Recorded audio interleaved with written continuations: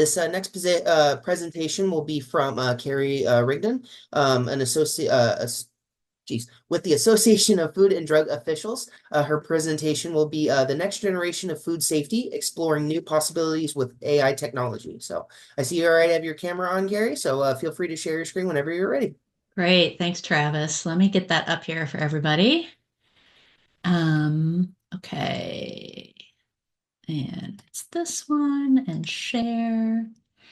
And then let me just go over here and make it big for everybody.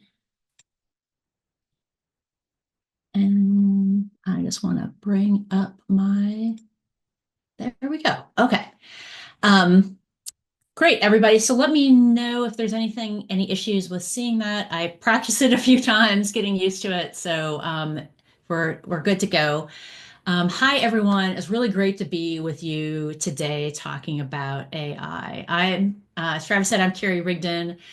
I'm the research director at AFTO, the Association of Food and Drug Officials. My background is in epidemiology and environmental health. So, foodborne illness outbreaks is more my area of specialty, not necessarily, uh, you know, data analysis. I must admit that I'm not an AI expert, but I am AI curious. I've been learning a lot over the past couple years and really wanted to share some of the things that we found. So let me just move this off a little bit. Okay. Now, a quick overview for you all in the next 40 minutes or so. I want to do a level set. I'm not sure how many people are familiar with AI, so give a brief introduction. Um, do want to talk about uh, really the transformative impact that big data and AI is having, some current uses. Particularly, do recognize that a lot of you as sanitarians, your public health work is much more broad than food safety. Yes, and I appreciate that. And thank you for all the work that you do.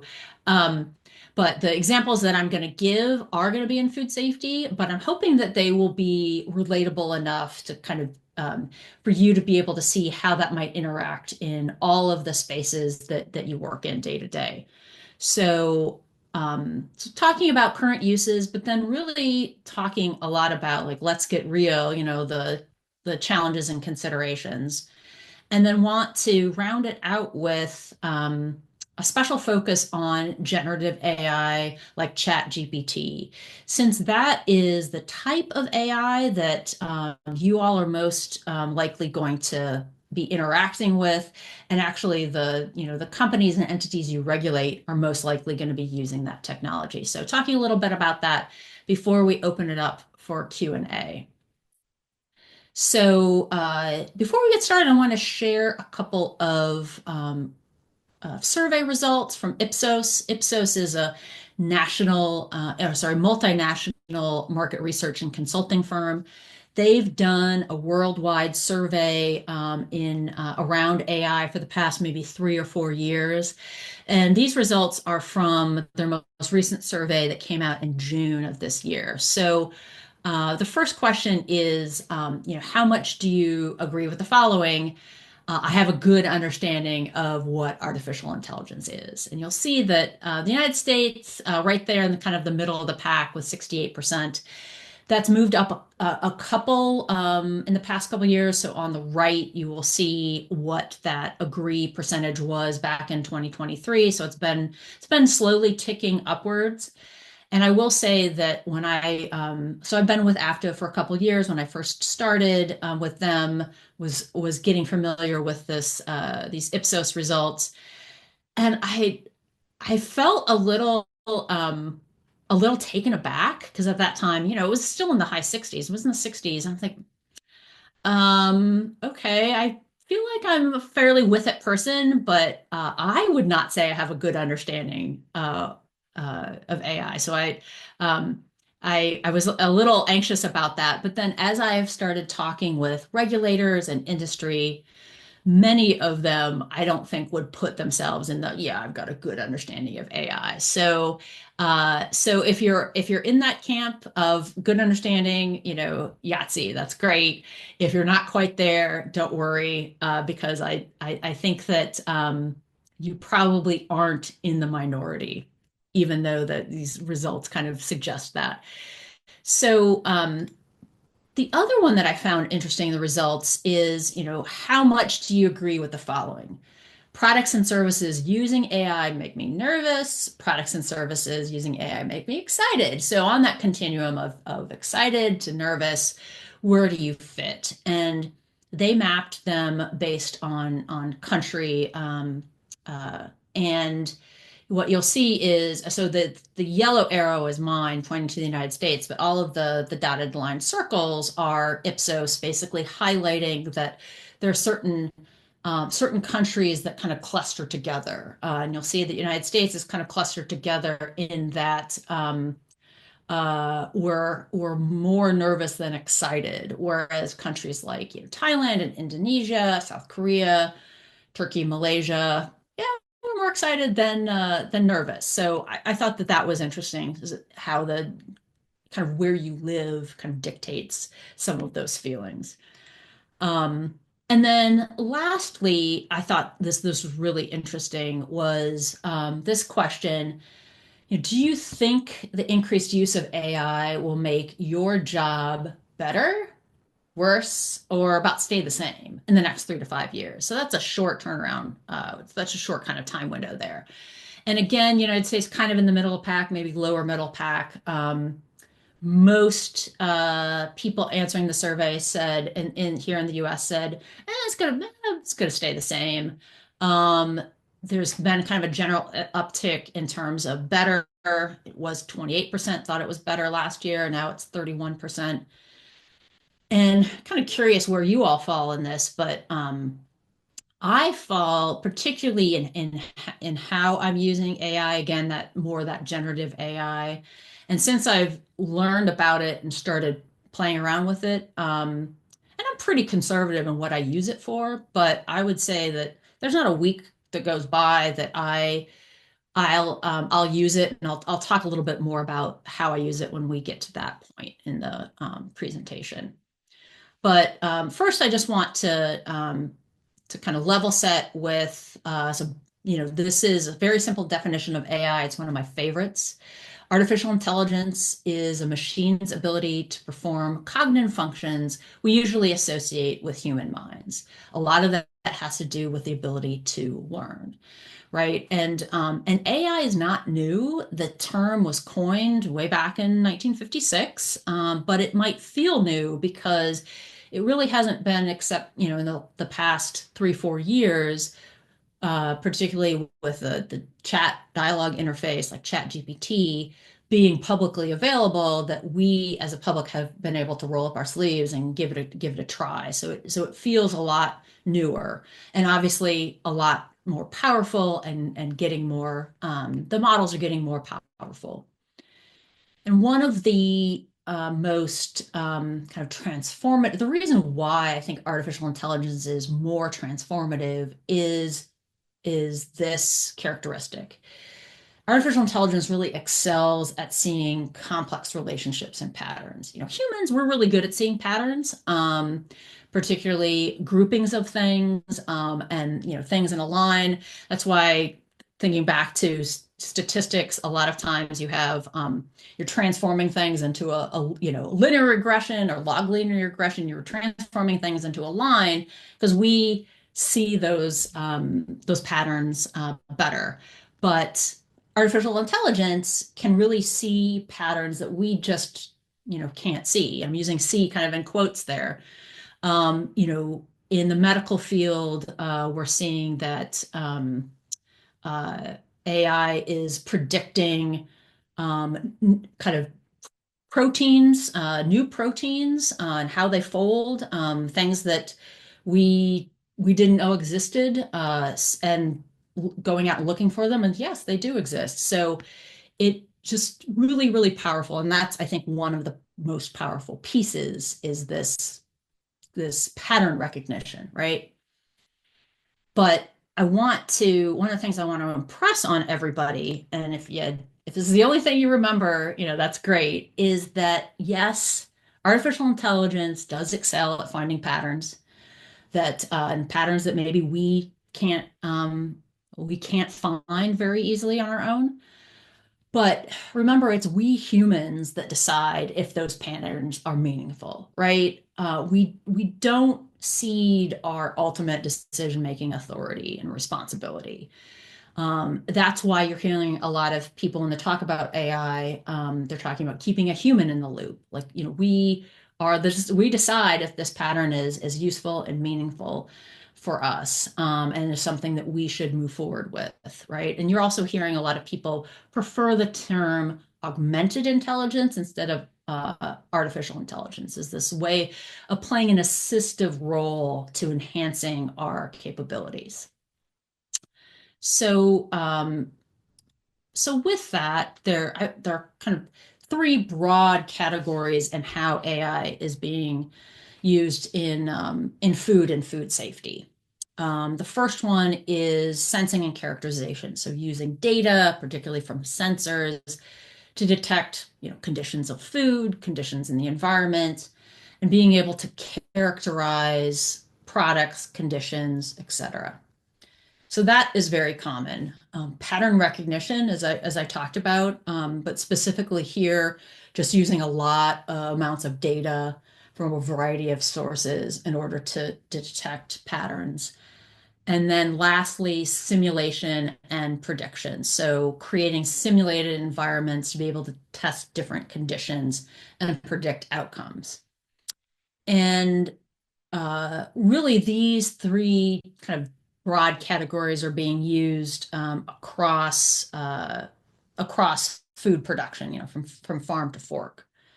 So the first thing to think of is precision farming and production. There's really a lot of growth in that, improving crop yield, guided crop planning and planting, and uh, really targeting fertilizer application, et cetera, based on the conditions of like this plant right now.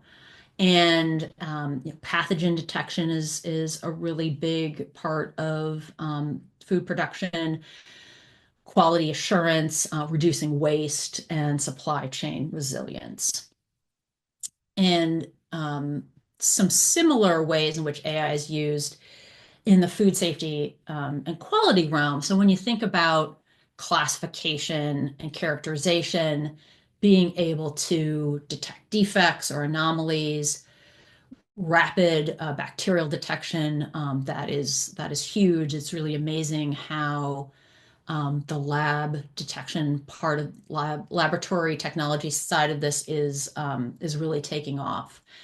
And then, as I mentioned, simulations to guide construction, flow, and environmental monitoring.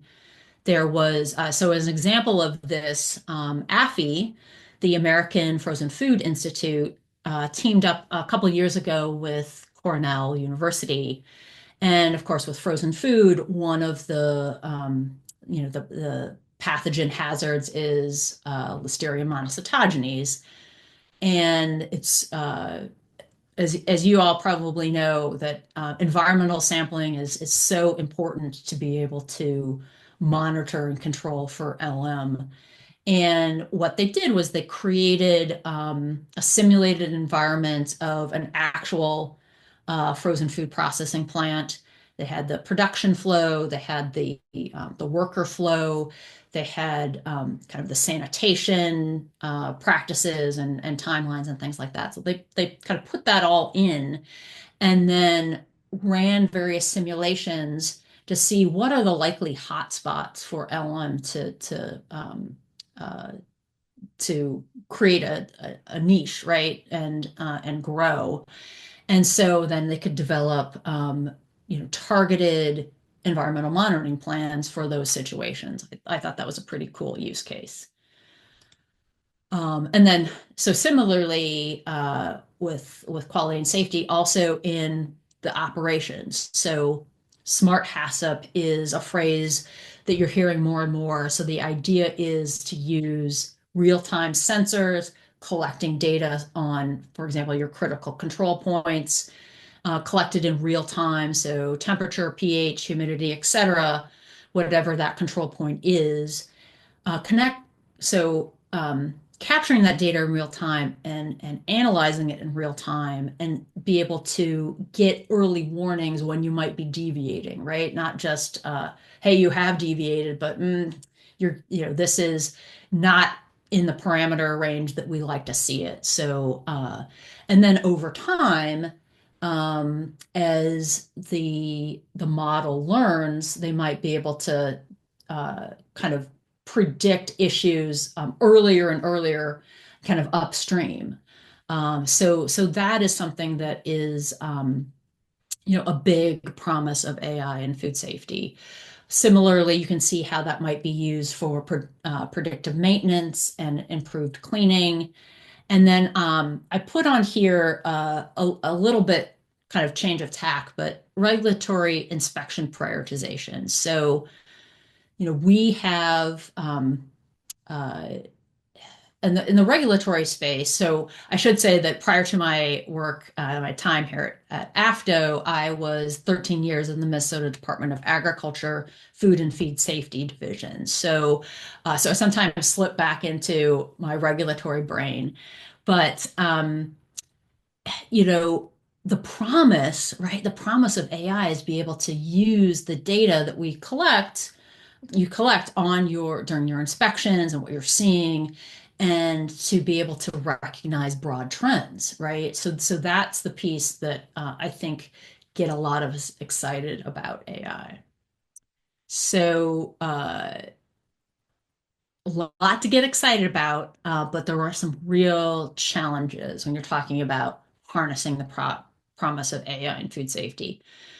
Right off the bat, you need to make sure you're applying a tool like AI to the right problem, right? Not every question you have about food safety needs an AI solution to answer it. So, right tool for the right job. It's no different when you're talking about AI, and that can be hard when you're kind of feeling pressure about, well, it seems like everybody's using AI. We know we've got to use that, but to be really thoughtful about that. And data limitations, that's one of the first challenges before you can really see the promise of AI. um, how are these tools validated? If you're using them to monitor your CCPs, how are you validating that? How do you know that that is being accurate and true? Having the right people on your team, of course, costs and providing value, right? So a lot of challenges there. And so for the next part of my presentation, I want to share with you over the past couple years, or I should say about 18 months, AFDO has hosted some listening sessions, some workshops on AI. And we've been engaging with all kinds of people in food safety from all types of industry types, regulators, um, all across the nation. And we really just wanted to know around AI. So, what are you thinking? What do you think about AI? What are you doing with AI? And where are you stuck? Right. So, and what was really fascinating is so first, what are they thinking?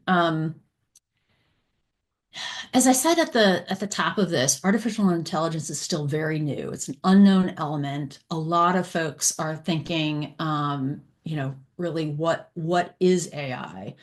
And it was very interesting because you kind of see two groups. The one group is very much kind of the smaller group in number, but mostly folks from universities, folks from large industries. They have a really sound background in data science and data analysis, and they're ready to, they're ready to go. They want to start using these tools, and what they need kind of others around them in a similar situation where they can bounce ideas off of talking about, what's working. Hey, we tried this. Have you tried that? They really want to open up the hood, get under there and start working. And I kind of call these folks the inside baseball folks. And then you have a much larger group that are the what's baseball, right? And I mean to say that is like, I'm more part of that group than the other group. But really just like, what is this? What can it do for me and my agency and my company? How is it different than what we're doing already, right? So these are all valid questions that people across the spectrum have, asked at these workshops. So we wanted to flip it around and ask participants, okay, well, forget about how you might be using, how you might use AI. Let's just focus on the problems. What are the big challenges that you have in your respective industry?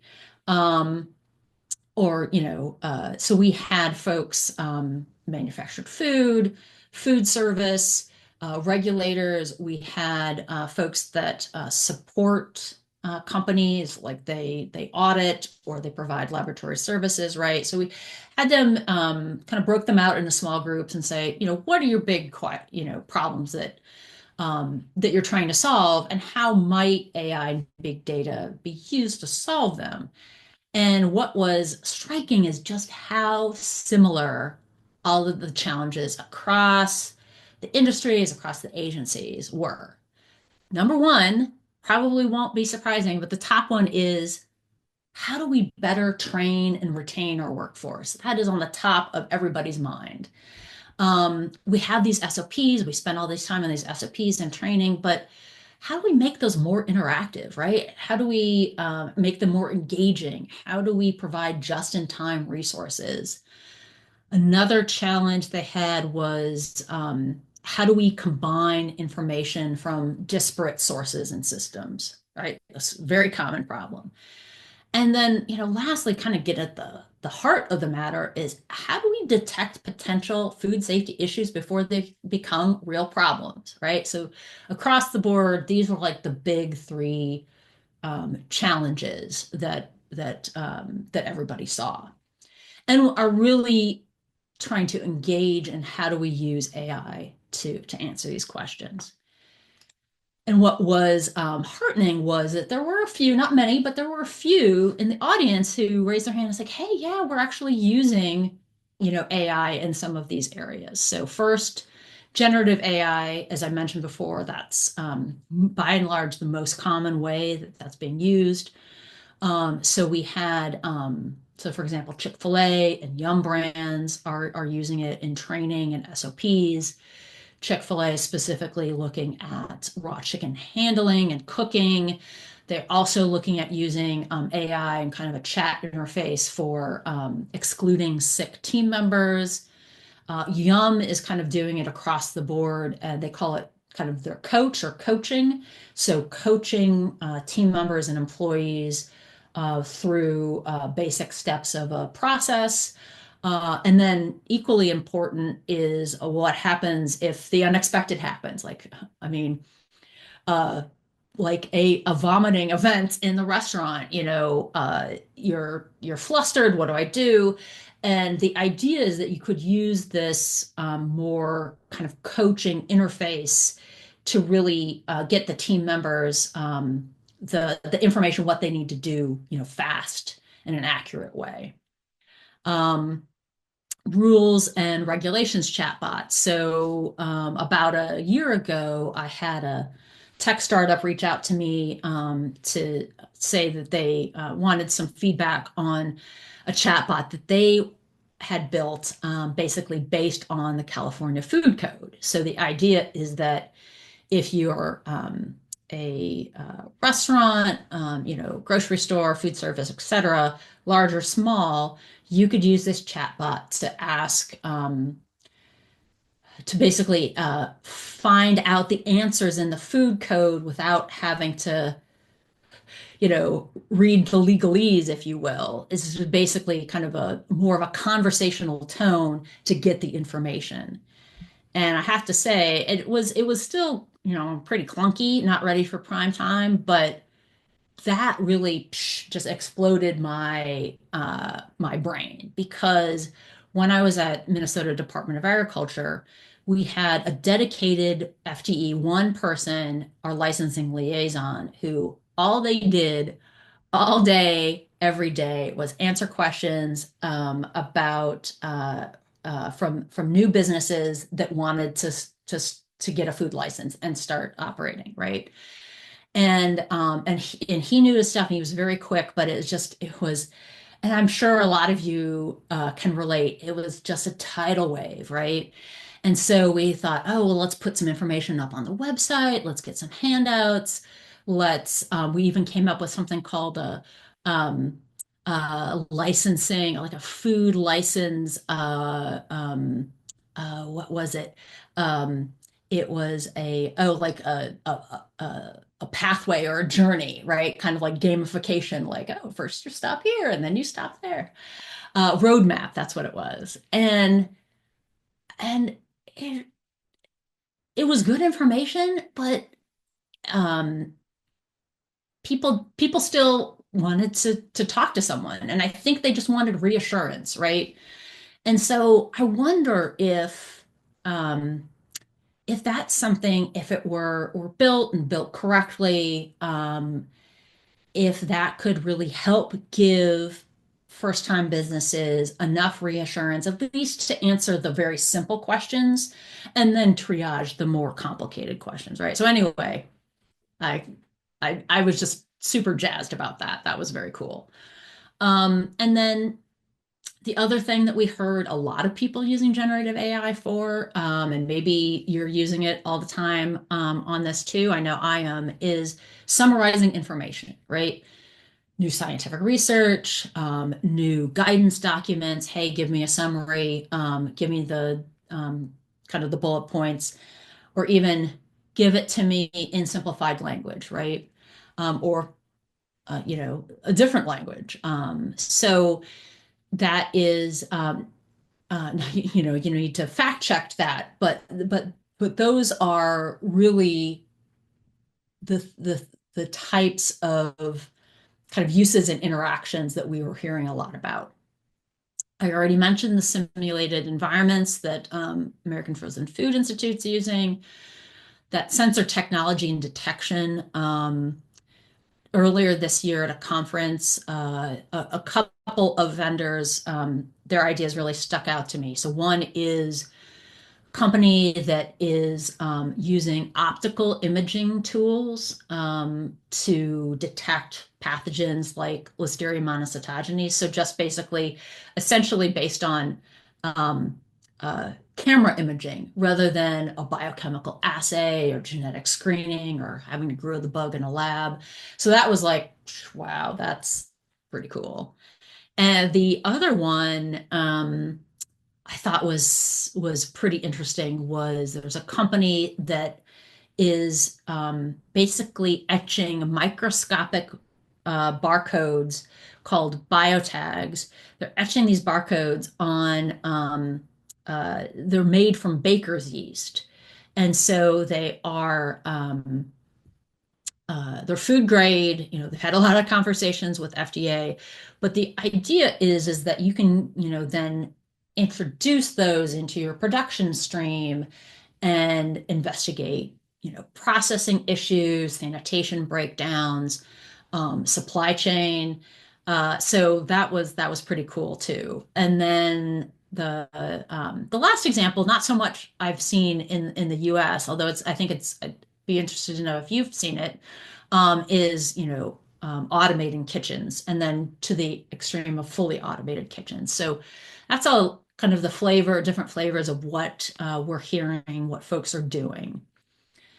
Um, but to kind of bring us all back down to earth, where are they stuck? We're hearing a lot of that too. And the first thing is, we need more use cases, right? It feels like everyone's kind of stepping back, holding back, and kind of waiting, looking around, waiting to see what other people are doing. So the companies that are actually using AI, I'm really really encouraging them to talk about it, right? Like come and do presentations like this, write up your use cases, really share that with your colleagues, kind of the broader food industry community, because everyone's really hungry for these use cases.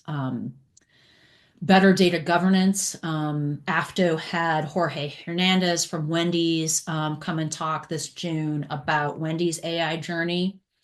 And what I think what they realized that they needed to kind of start and make sure were building on a good foundation. So they started really understanding their data. Where is it? What is it? What's the quality? And Jorge had shared with us, like, okay, that alone took 18 months, right? Just getting that kind of stable foundation. So it might not be an easy undertaking. Now, the flip side to that is that this was something that, Wendy's across the board wanted to do.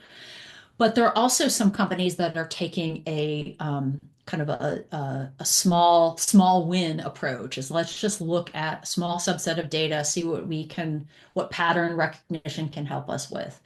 So, but regardless, you need clean data, you need good data governance, and then there's a real call for sharing data in a secure, controlled way. So again, the promise of AI is being able to look up, across all of these big data sets and see patterns that we couldn't, even if we were just looking at our own data sets. So, Western growers and leafy green growers are using these kind of setting up kind of secure data trusts to share information on near misses and root cause to really to make sure that again that food safety isn't a competitive advantage. So those are some places where they're still stuck. And lastly, we talked about regulatory needs. Now, you all are going to be familiar with this, but one of the big questions that we at AFTO get from industry members is like, how are regulatory agencies thinking about and their approach to AI? And it really comes down to just to kind of two areas, right? The first is, as regulators, you need to be familiar with AI tools used to ensure food safety, right? If a company is using AI in order to monitor their CCPs, that's just one example. They're using it in order to ensure food safety. You need to be able to assess that, like, oh, how is that really meeting the regulation? How is that really helping them stay in control of their process? So if run across this, just thinking about one of the questions, asking the simple questions like, okay, well, how is this working? How did you validate your solution? So that is and that's not insignificant burden is being able to be familiar enough with these tools, just like any other piece of equipment. How are you using this? How are you cleaning this? Maybe the cleaning piece isn't as directly related to AI, but like how is this fitting in? How is this working? And what problems have you had with it, right?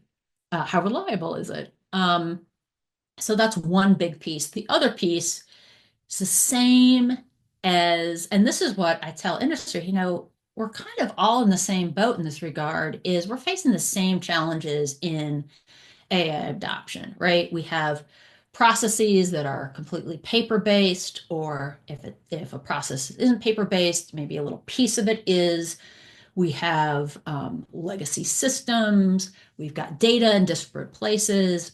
I've talked to a lot of uh, inspectors and supervisors and program managers who say, we had a pretty good, inspection system. It day to day it works pretty well, but we cannot get any data out of it, right? Or it's just like a chore, or we needed a report, but we don't know how to generate it, things like that. So those are across the board, everybody's facing those kind of challenges. So just something that to be aware of, and that we are being very vocal about some of the challenges, particularly on the regulatory side that we're seeing. And and now I want to shift the last couple minutes I've got here into talking specifically about um, large language models and AI. So that's like OpenAI's ChatGPT, Google's Gemini, um, Perplexity, a lot of those that are out there. And many of you may have tried these out, and but I did want to just level set in case folks were maybe a little less familiar with these technologies. So um, simply put, large language model is a type of AI model that's trained on large amounts of data, right? And what makes them, unique is they can understand and generate human-like text. Now, the vast amount of data, there's some kind of ethical issues with that, right? Like it's some of the data that was used to train the models is copyrighted data. There's some legal issues out there. Also, we're all users of the internet, and we know that some of the stuff that's on the internet, little uh, more sketchy than others in terms of reliability, right? And I think the AI companies are really working at tweaking and taking that into consideration. But that's basically how they're built. So uh, just the awareness there. And then generative AI is just a type of large language model used to create new content, so new images, videos, and text. And one of the things is I started quite literally knew nothing about AI 2 years ago, and been kind of teaching myself and learning from others. And the one thing that about generative AI that really was kind of was really important for me to understand how it's used is this idea of next word predictor. So if you have you're going in, you're typing a prompt, um, once upon a time there was, like you you want ChatGPT to finish that. Well, how it generates its response is all based on probabilities. So, um, uh, once upon a time there was a little, that's got a higher probability than once upon a time there was a very or a boy. So it's all based on um, next word prediction. And that's something that I think is just important to understand about these models, that ultimately they're just incredibly sophisticated autocomplete systems. So when you're giving a prompt, you're effectively asking it to predict the next token or the next word. And again, this is all based on training data. And why that is transformational for me is it kind of explained hallucinations, making things up that sound authoritative. The other thing to know on that is that, and I think ChatGPT is getting better, but they're really built to be helpful. And so the helpful thing is to answer your question, even have to make something up. So, it explains why you get different answers if you used the same thing multiple ways.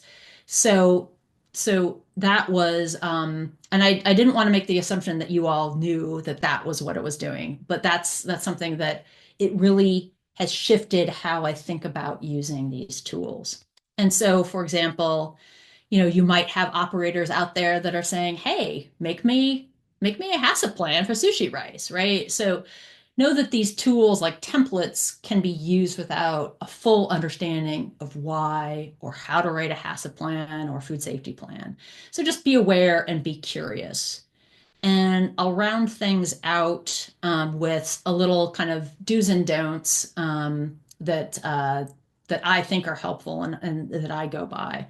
So first is do try out generative AI tools with the caveat to follow your agency's policies around AI use.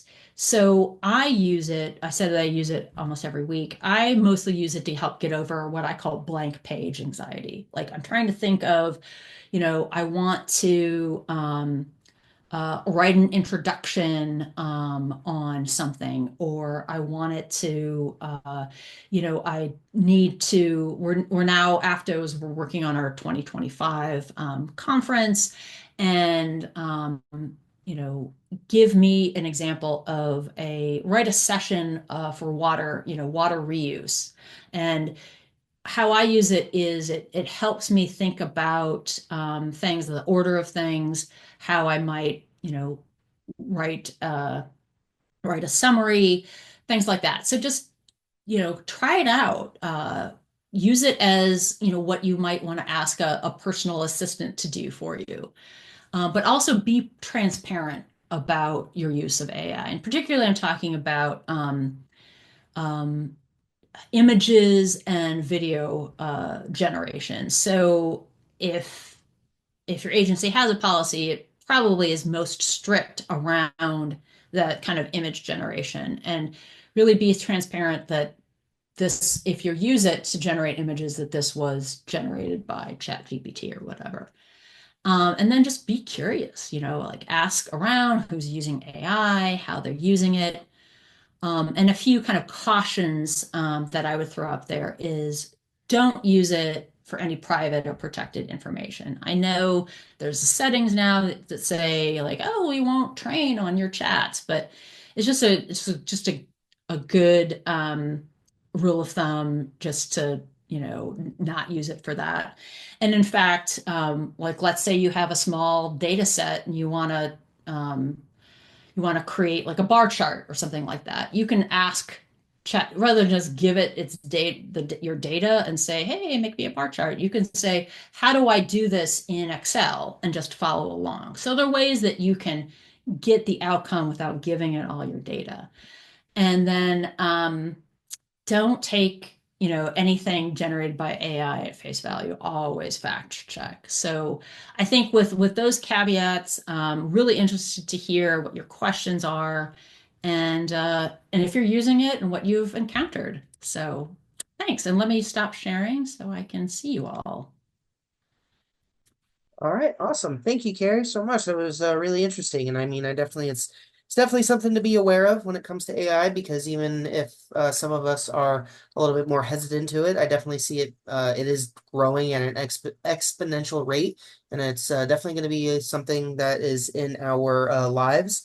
Honestly, I kind of believe if whether we like it or not, it's honestly just a matter of time. So, Right, yeah.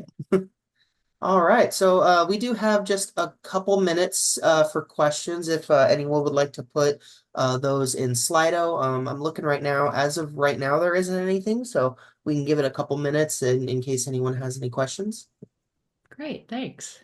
Oh, okay. It looks like we have our first question that came in. So, can you elaborate on how Chick-fil-A is using AI to improve hand washing?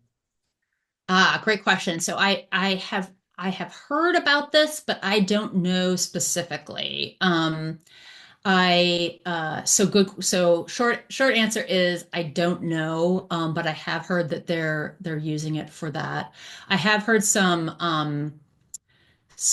companies more like I think like in South Korea are actually uh, using visual monitors for checking hand washing compliance. I'm not sure how well that would go over in the States, but those are some of the types of things that I have heard are being used right now. Yeah. Gotcha. And then I think this might be just the last question we have time for, but do you have a preference on which AI platform you'd use for food safety? That is a great question. So my kind of all-around go-to is ChatGPT, just because of the variety. But there are two others that I use in special use cases. So So Claude is one that's really good at writing. So if you want kind of some nuanced writing, Claude is really good at that. And then Perplexity, I like Perplexity. I actually use it more in my personal life, but Perplexity is one that actively engages in searching the internet, and it will give you references. So those references are really important because then you can check to see where did you get this answer. That was Perplexity.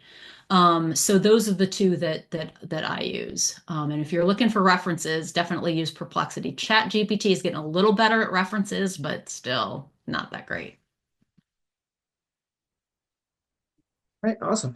And I'm being told that the next presentation is just a little bit shorter, so we can actually go over these other two questions pretty briefly. But if AI is good at detecting trends humans cannot see, why should we fact check? Oh, that's an excellent question. Love that. Um, so I think that um, it is so a couple things on that. One is that yes, fact checking things that we're not good at seeing is a little harder, but it's still useful t to find ways to validate what it's telling you. Again, that's going to be a challenge if we're not good at seeing them. But the other thing is comes back to really asking yourself, does this make sense and is it useful, right? Just because it's suggesting something and saying that oh, I see this pattern here, it might not be a useful pattern. But excellent question. All right. And then last question, honest this time. AI can do a lot when it comes to memorization and research work.